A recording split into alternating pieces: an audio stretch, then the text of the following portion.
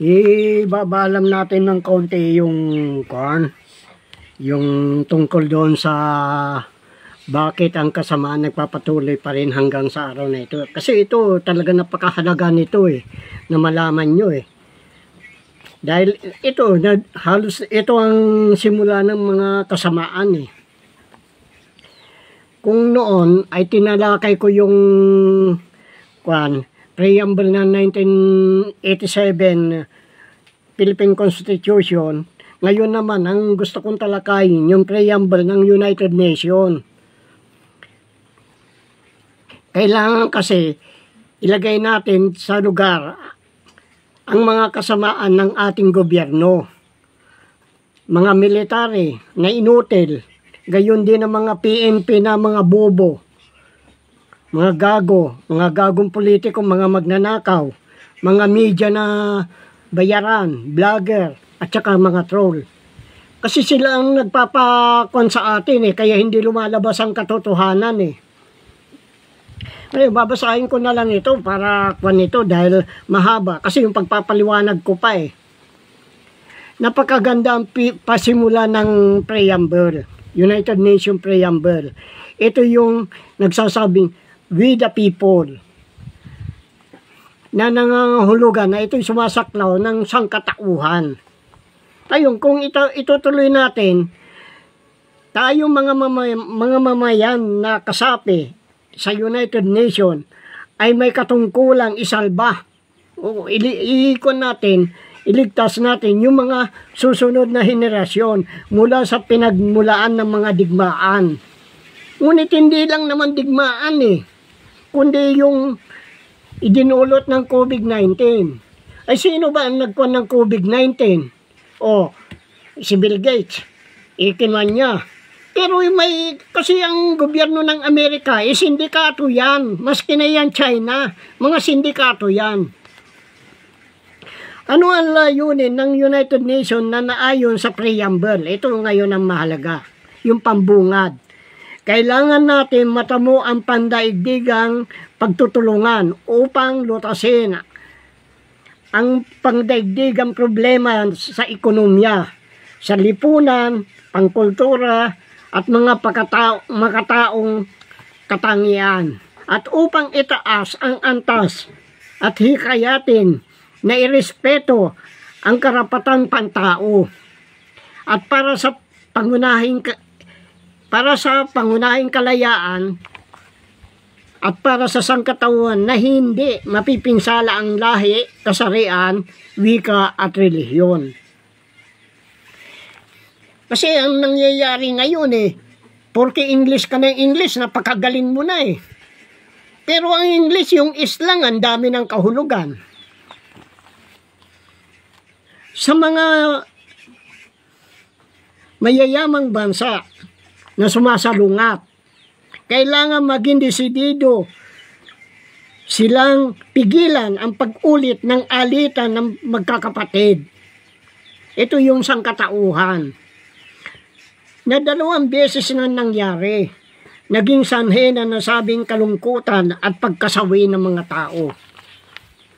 Yun na nga nangyari, isang nagkalaban ng gera ito yung Germany. Pero hindi naman makakatayo kagad ang Germany, kundi sa kayamanan ng Pilipinas na kinuha, dinambong ng mga Hapon dito, dinala sa kanilang bansa, pagkatapos ikinuan doon sa Germany dahil yung Germany, ang kanilang mga makabago ang kanilang mga kagamitan panggera. Ang kailangan ng sangkatauhan ay pandaigdigang kapayapaan. Ito ay isang ideal na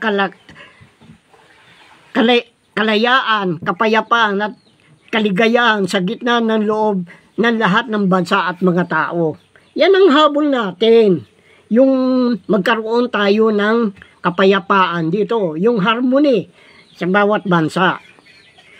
Ang kapayapaan ay hindi lamang kawalan sa lahat, kawalan ng dahas at estado ng kaligtasan.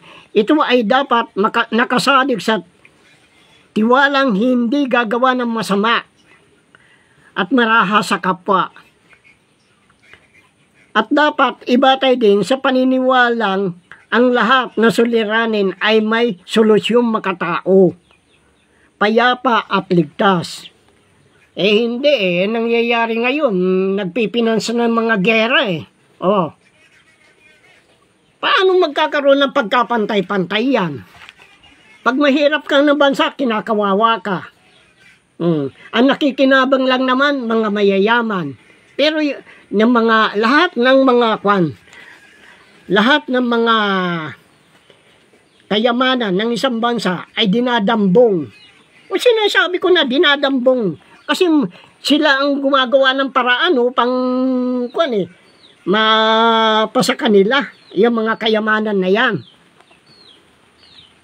Madaling sabihin at ilarawan, ngunit mahirap makamit. Katunayan, naging tampulan ito ng biro ng kapayapaang pandaigdigan. Kasi gaya ng mga beauty contest na yan, madalas nilang kinukuha yung kapayapaan. Yung pagtatanong nila sa mga contestant, yung kung sino mananalo, yun ang madalas nilang ikinukuha niya, yung kapayapaan. Pero hindi naman nangyayari. Sila may pakana ng mga beauty contest na yan, pero sila din ang gumagawa ng hindi tama. Ibig din sabihin ay may harmony, pagkakasundo at pagkakaunawan. Yan ang dapat na ipairal dito sa mundo. Ang kapayapaan ay hindi lamang kawalaan ng dahas at estado ng kaligtasan. Dapat nakasalig sa tiwalang hindi gagawa ng masama at maraha sa kapwa. Dapat nakasalig sa paniniwala lahat ng suliranin may solusyon. Dahil sa katangian ng nabubuhay na tao, magkakaroon ng suliranin. Hindi, yung suliranin lagi nandyan Kung magkakaroon ng isang suliranin, problema, pag kuno mo ng solusyon nun, may lalabas na naman ang problema, ang panibagong problema na naman. Kaya yan ang talagang kwan dito sa daigdig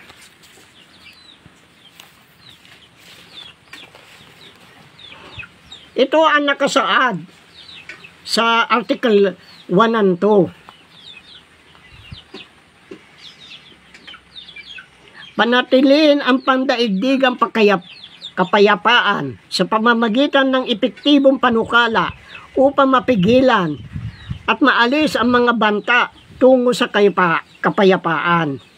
Mapigilan anumang pagkilos ng pananalakay o paglabag sa kapayapaan at idaan sa mapayapang pamamaraan na nakabatay sa prinsipyo ng hustisya o international law.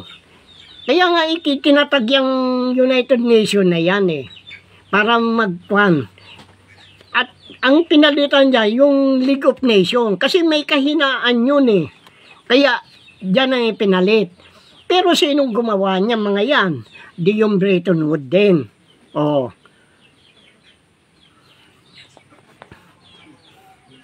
Kailangan magkaroon ng magiliw na pakikitungo sa kapwa bansa at nakabatay sa prinsipyo ng pagkapantay-pantay ng karapatan at pagpapasya ng sarili ng mga tao at makagawa ng ibang paraan para lalong tumibay ang pandaigdigang kapayapaan. Pero hindi na, paano magkakaroon ng pagkapantay-pantay pag mahirap ka, sinasamantala ng mga mayayaman ang kanilang kayamanan. Kaya mahirap yan ginagawa ng kwan na yan Pero mamaya natin papaliwanag. Uumpisahan ko sa kwan yan. Kailangan ng pandaigdigan pagkakaisa upang maluta sa mga problema tungkol sa ekonomiya, panlipunan, kultura o makataong katangian. At isulong ang pagrespeto para sa karapatang pantao at para sa pangunahing kalayaan ng lahat. Walang pagkakaiba gaya ng lahi, kasariang wika at relihiyon. Kailangan ituon ang pangunahing pagkakaisa na may kalakip hanggang dulo. Ngayon, kung pupunta na tayo sa Article 2, upang makamit ang layunin ng Article 1, ay dapat ikilos at kailangan nakabatay sa mga sumusunod. Ang organisasyon ay nakabatay sa pagkapantay-pantay sa soberanya ng bawat kasaping bansa sa United Nations.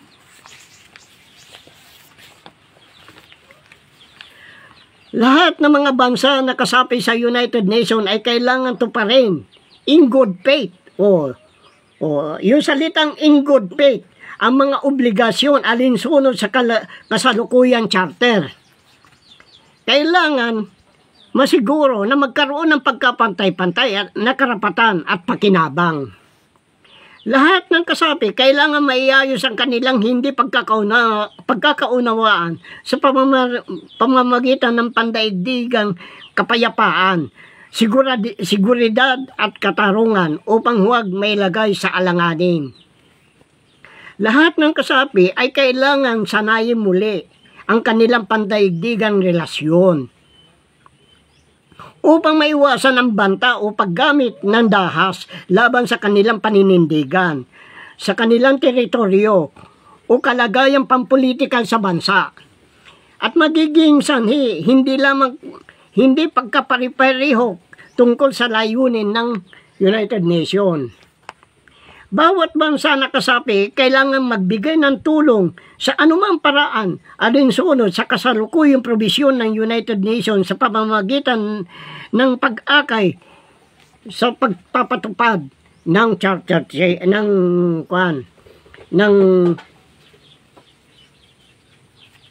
Constitution ng United Nations. Sa mga hindi kasapi, kailangan din nilang sumunod sa mga alituntunin para magkaroon ng pandagdigang seguridad. At ito na ikapito, kailangan ay hindi dapat makialam ang United Nations sa problema ng bawat bansa, maliban lamang kung ang mga reklamo ng mga mamamayan ay hindi kayang solusyonan o resolbahin ng gobyerno. Hindi ba nangyayari sa bansa natin yan? Napakaganda ang ng United Nations, yung constitution niya, yung charter niyan. Pero ang bumababoy ngayon ay itong Group of Five. Ang pasimula niyan na nalantad yung kanilang pambababoy. Kasi itong mga elitista na ito at mga kabal nagsimula yan nung panahon ni John F. Kennedy. Doon nalantad yan, kanilang kababuyan. Ang nangyari dyan, noong kasi ang masama kasi sa US naman, hindi rin pantay ang tingin nila sa Cuba. Yung Cuba, komunista yan. Sa ni Fidel Castro. Ngayon, dahil nagrereklamo kasi yung pandaigdigang kalakalan kasi ang produkto ng Cuba ay asukal. Hindi sila benta halos sa lab ng bansa kasi parang lumalabas yung parang China yan na closed door policy.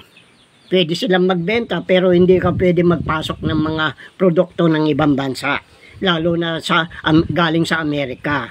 Yan ang kanyan.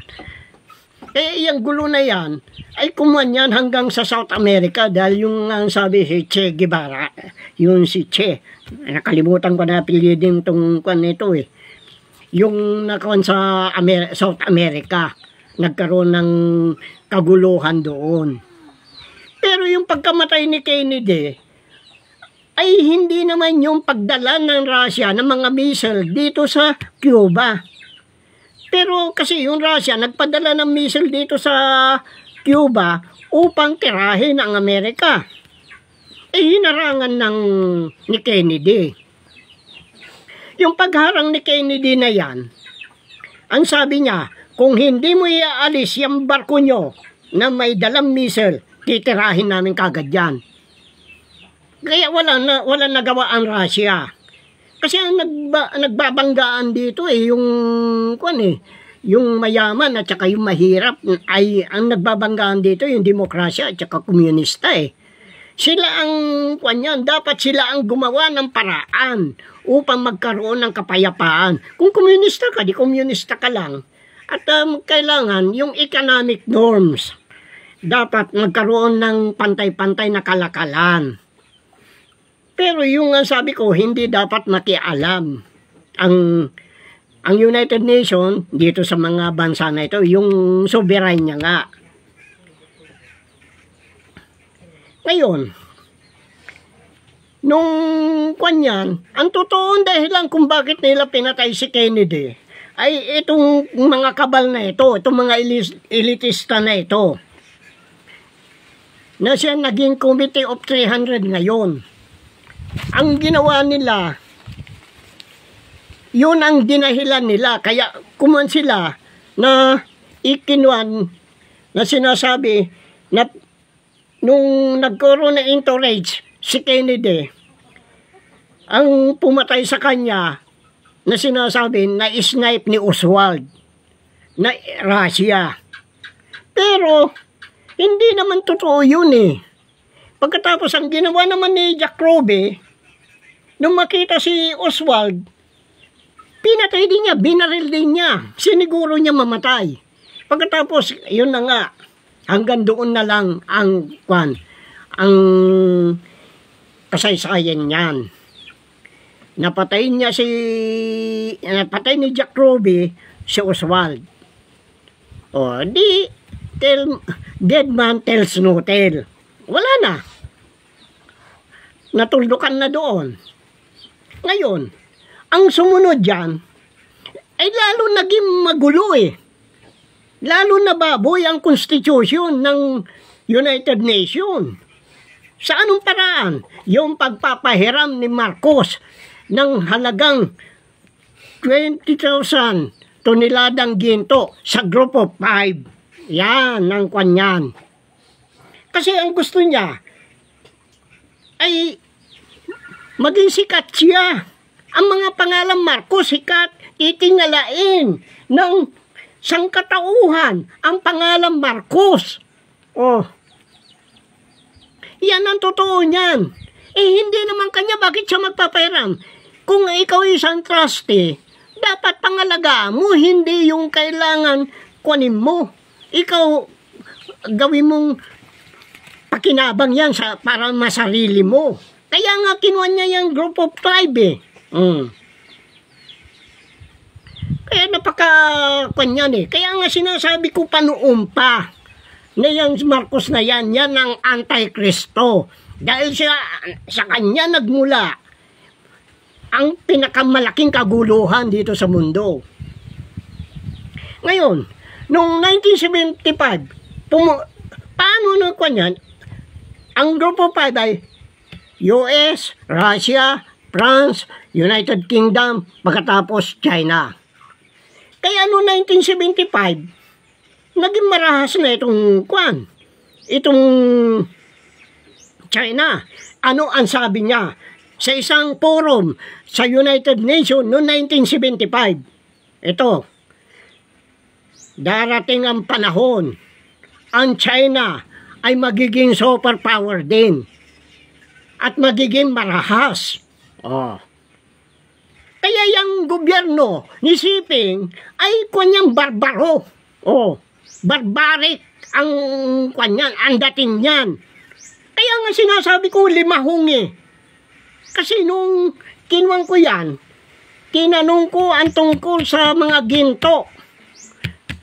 Ang ginawa nila, binangga nila yung bangka ng mangingisda sa Natiga San Jose, Mindoro. Kaya itinigil ko. Ngayon, inulit ko na naman nung nandito na ako, nung nakakuan na ako dito. Inulit ko yan. Noong 1922 yata yun. Kay Ambassador Wang. Ang ginawa naman nila, lalo naging kwan sila. Naging marahas sila. Kasi ang ginawa ni Marcos, kaya nagkaroon siya ng idea kung paano kukontrolin ang mga tao dito sa buong mundo dahil yung salita ni Mao Zedong. Ang sabi ni Mao Zedong, ganito, dahil nagtanong si Marcos paano mo nagawang kontrolin? Paano mo nagawang kontrolin ang halos bilyon tao? Hindi sinabi mga milyon, bilyon, halos bilyon tao. Isa lang ang sinagot ni Mao Zedong, gutumin mo at gawin mo mangmang. Kaya yan ang nangyayari sa atin. At ginagawa na naman ng putang inang anak ni Marcos. Pagkatapos sasabihin nyo, nagagalit kayo hindi, bakit ako nagmumura? Dapat lang murahin yung mga pamilya Marcos na yan. Dahil kung hindi siya nagkuhan ng ganun, hindi lalaki ang ulo ng Group of Five. Samantala ang China noon ay closed door policy. Sila-sila lang doon ang nagkakalakalan. Hindi lumalabas ang kanilang mga produkto, hindi rin sila tumatanggap. At yan din ang kwan ng North Korea.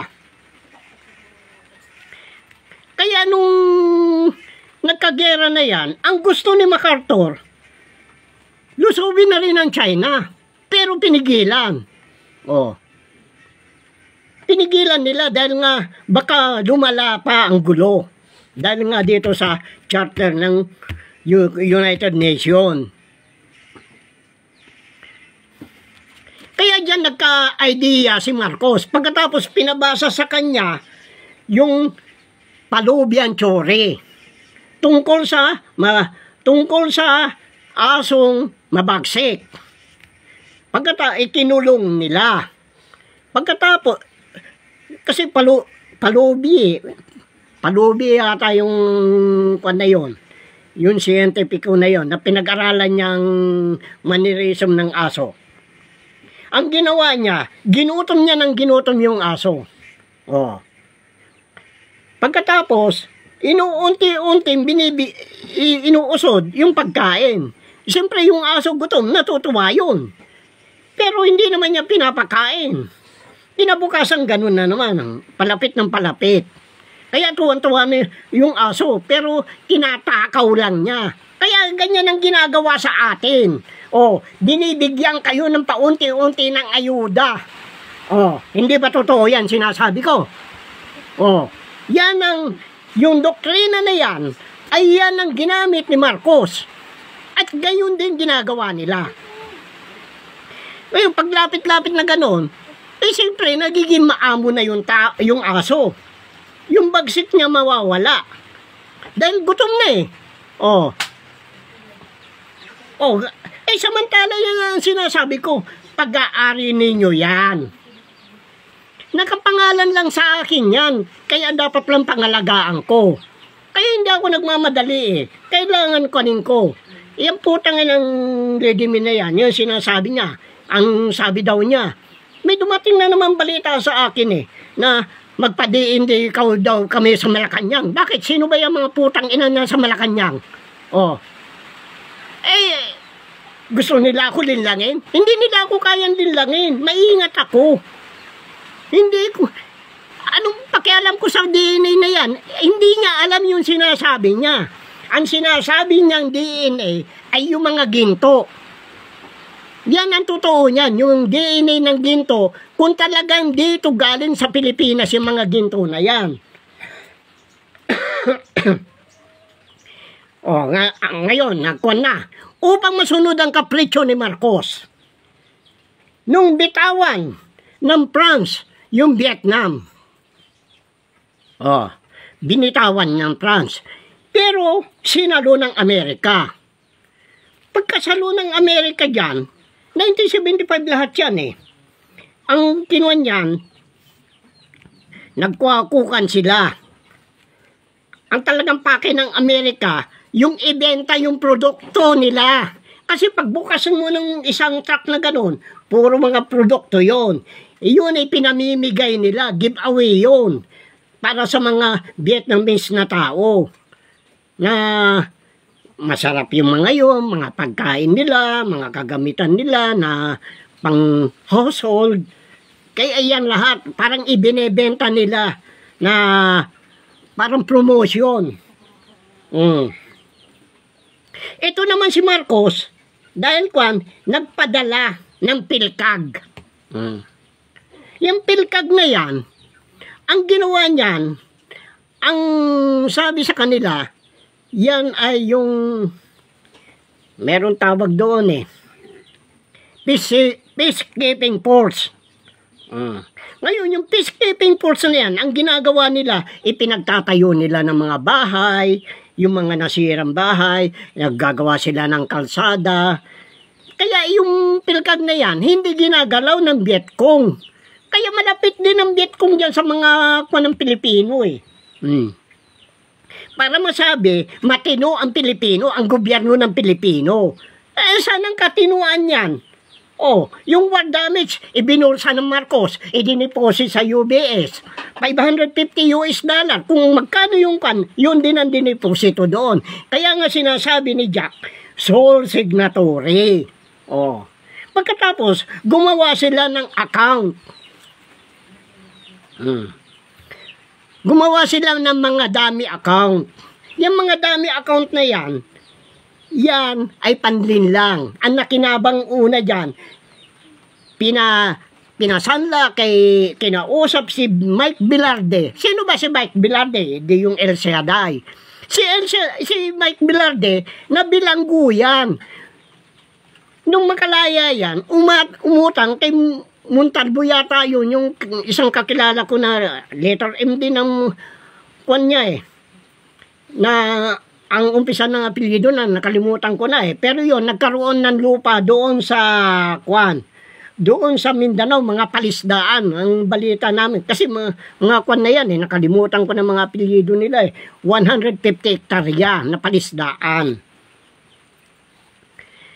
Sila ang nakinabang ng husto dyan. Isinanla ni sinalo naman ni nitong na ito, sinalo naman nitong Gatchalian. Pagkatapos, may si Erap. Kaya nga yan sinasabi ko, ito pang isa pa. Kaya ako nagpasubok doon sa kaibigan ko, pinakuan ko yung isang silver edition. Sabi ko, pare, pag yan,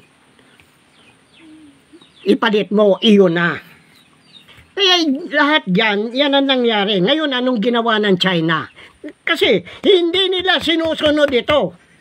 Dahil ang gusto ni Marcos, mapasa kanila lahat ng kayamanan ng Pilipinas dito. Ultimo deuterium, magkasabwat sila, yung Amerika at saka China. Ang namumuno sa kanila yung Vanguard. Sino ay ang namumuno sa kanila yung Goldman Sachs?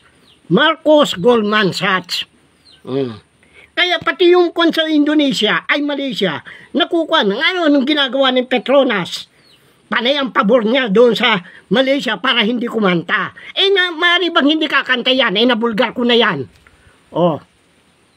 Kaya nga sinasabi ko, lahat ng kaguluhan nagsimula kay Marcos. Lumala. Pagkatapos, nag-iimprenta sila dito. Mantakin mo yun ang inuulit ko, 3 parte ang Pilipinas. Pero naghihirap. Kaya ang ginawa ng mga teacher noon, para tamarin, hindi nila pinasweldoan. Matagal bago nila pasweldoan. Buwan ang binibilang. Naiuutang na nila. May nagpapautang, nakikinabang yung tiga Bulacan na nagpapautang. Baka kababayan ni yun, ni Blas Ople.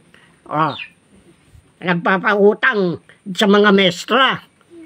Dahil wala nga kung hindi pa ginawaan ni Rocco, yung na yan, na ilagay na lang sa bangko, pagkatapos ATM na lang ang nila. Kaya tama yung ginawa ni Rocco. Kaya ngayon, paano yan ngayon? Oh.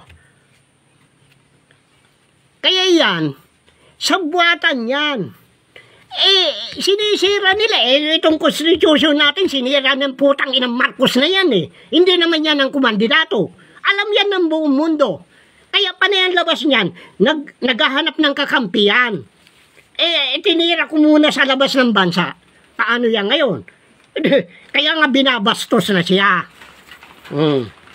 Kasi, ang habol nila, nahihirapan na sila ngayon. Sinasabi lang nila na nakatagpo ng mga fossil fuel, mga ganito karami. Nasaan? Kasi wala na nga langis. Yan ang sinasabi ko. Yan ang gusto nilang angkinin. Kaya nagkukan siya ng 100% na mamumuhunan dito. At ang pakinabang lang natin ay yung sweldo ng mamamayan. Ginagago na tayo ng putang ina niyan. Ito naman mga militarin to, mga inutil. Pantakin mo, may communication ng dayuhan doon sa loob ng kampo. Kaya nga sabi ko, brownout, putang ina mo, sira ulo ka. Ikaw akorda. Kaya kung tatawagan China, pupunta doon. Paano mo sasabihin na magkalaban yan? Dalawa na yan. Hindi yan. Conspiracy theory yan. Ginagago tayong lahat ng mga Pilipino. Tignan mo ang nangyari. Di ba sinasabi ko, ibinenta tayo ni Juan. Madalas kong sinasabi yan, ibinenta tayo ni Duterte sa China kay Xi Jinping. 2 bilyon dolyar. Kaya nga sinasabi ko, paano yumaman si Juan? Paano nakapagpatayo ng mga malalaking arena yung mga religion na yan? Kung hindi galing sa pera na mahihirap yan. Kaya ako nagagalit. Sabi ko nga, kung ginawa lang ninyo yung tama nung una pa, hindi ako makikipagtulungan ako sa inyo. Pero hindi. Ang ginawa ninyo, kayo lang ang gustong makinabang. Kayong mga putang ng mga Marcos, kayong mga politiko, kayong mga maharlikang general. Kaya lahat yan, mga bayaran yan. Ultimo media, vlogger, mga troll. Yan mga vlogger na yan, pag lumabas yan ng bansa, junket yan. Saan sila kukuha ng pamasahe pagkatapos matitira sila sa magagandang hotel? Hindi ba roke? Yan sinasabi ko. Kaya ikaw nagbitaw ka na sa pagkaabogado dahil nalalantad ka. Linantad kita. Nagpunta ka sa China, magkano binigay sa iyo? Yan sinasabi ko na lang sa inyo. Talagang masalimuot ang kwan na ito. Pinagkaisan nila. Bakit walang kibo ang France, United Kingdom at saka yung Russia? Kasi magkakakumplot yan eh. Hindi totoo magkakalaban yan. Kaya nga Pentagon eh. Kaya yung FBI at saka CIA, magkaiba yan. Magkaiba yan. At yung Rothschild na yan, hindi rin kwan yan. Sila ang gumawa ng paraan sa pamamagitan ni Queen Elizabeth. Kaya nagkaroon ng account sa One Malaysian Development Bank, Berhad. Gumagamit sila ng kwan-kwan, nalantad na lahat sa akin yan. Anong gagawin ngayon ng mga mga Marcos? Di wala. Kaya yung pangarap nila, hindi nila matutupad yan. Dahil ako ang tinik nila sa lalamunan nila. Sige. Yan lang. Kaya nga sinasabi ko, ito ang mga patotoo na ang kasamaan nagpapatuloy pa sa buong mundo, hindi lang sa Pilipinas. Dahil sa mga Marcos na yan. Yan ang sinasabi ko, bibigyan lang kayo ng ayuda. Tuwan-tuwa naman kayo, mga siraulo kayo, mga inutil kayo, mga Pilipino. Huwag kayong magagalit, dahil totoo sinasabi ko, pera ninyo yan, namamalimos kayo. Kaya lahat yan, mga salot. Mga salot. Pati ang Amerika, pati ang China, basta yung grupo pag na magkakasabwat yan. pinagkaisahan nila. Sila ang nagbibigay. Ang bandang huli, Pilipinas na ang gumagawa ng hindi tama.